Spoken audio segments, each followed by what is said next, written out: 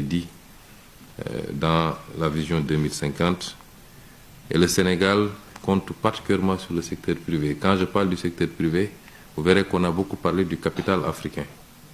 Nous comptons d'abord sur le capital africain avant même d'envisager le capital qui vient d'ailleurs, et j'y reviendrai. Les investisseurs mauritaniens sont les bienvenus au Sénégal. Et ils le savent, je crois qu'il y a beaucoup d'investissements et de plus en plus importants du secteur privé mauritanien au Sénégal. Nous préférons que ce soit la Mauritanie. Plutôt, je ne citerai pas de pays que ça vienne de 6 000 km, 10 000 km de chez nous. Et nous espérons que la réciproque sera valable également au niveau de la Mauritanie.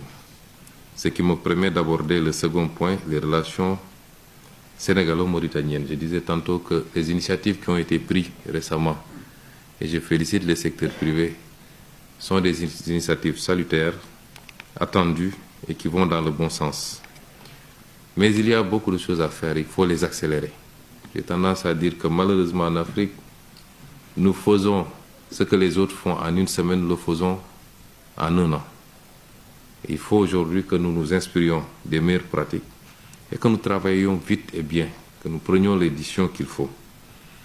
Et avec le président Ghazouani, particulièrement, et j'insiste beaucoup, mais également avec le président Bassirou Diomaye Faye, je crois que les actes qui ont été posés, mais avant même notre avènement au pouvoir, j'ai tendance à dire que le prédécesseur du président Bassirou Diomaye Faye, lors de notre première entrevue avant la passation de pouvoir, a beaucoup insisté sur les relations avec notre voisin du Nord, comme il disait, notamment la Mauritanie.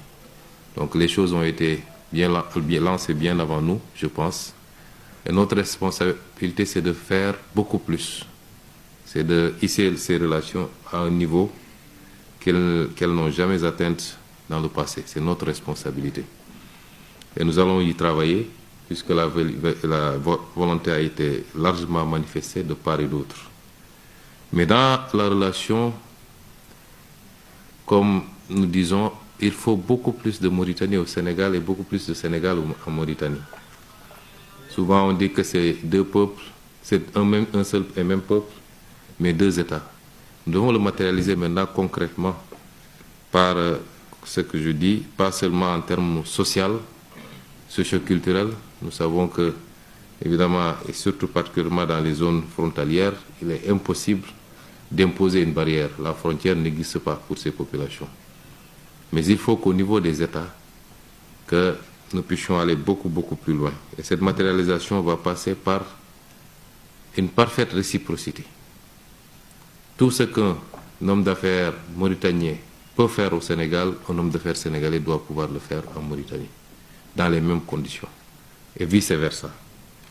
Il faut qu'on puisse atteindre ce niveau-là, et pour cela, il faut que toutes les barrières soient levées. Toutes les barrières. Des exemples existent partout dans le monde, et qui marchent très bien, et je pense qu'on a beaucoup plus d'affinité pour pouvoir atteindre ces mêmes résultats, et qu'aujourd'hui, quand on va se retrouver peut-être, Monsieur le Premier ministre, dans un an,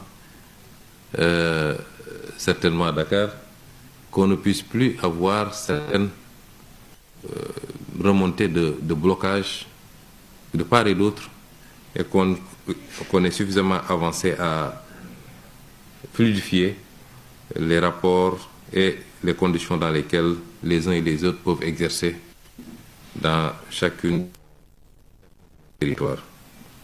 C'est extrêmement important parce que nos pays isolément ne peuvent pas constituer des marchés. Même ensemble, c'est des marchés assez faibles, mais ensemble, on est beaucoup plus fort. Et ensemble, on peut être des portes d'entrée mutuelles dans le reste de l'Afrique, du côté nord comme du côté ou centre. Et c'est cela qu'il est question aujourd'hui. Et nous incitons, nous encourageons tous les hommes d'affaires sénégalais et mauritaniens